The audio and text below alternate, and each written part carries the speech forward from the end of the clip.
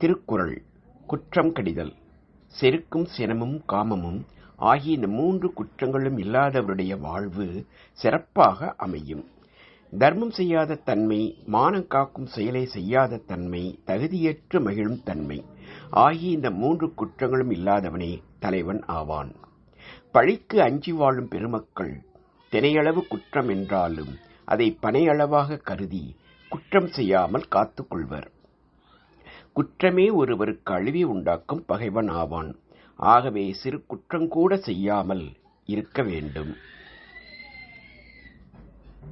சிறு குற்றங்கூட செய்யாமல் காத்து கொள்ள வேண்டும். காத்து கொள்ளாதவருடைய வாழ்க்கை நெருப்பின் முன் நின்ற வைக்கோல் போல் அழிந்துவிடும்.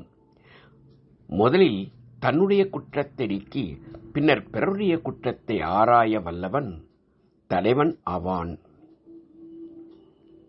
செய்ய வேண்டிய நன்மைகளை செய்யாமல் பொருளை சேர்த்து வைத்திருக்கும் குற்றத்தை செய்தவனுடைய செல்வம் எதற்கும் பயன்படாமல் அழிந்துவிடும். பொருள் மீது பற்றுக்கொண்டு யாருக்கும் உதவாமல் இருக்கும் குற்றம் குற்றங்கள் எல்லாவற்றிலும் பெரிய குற்றமாகும். நன்மை தராத செயலை செய்வதும் குற்றம்.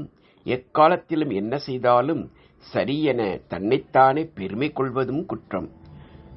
சூழ்ச்சிகள் செய்து தான் விரும்பியதை பிறர் அறியாதபடி செய்து முடிப்பது குற்றம்.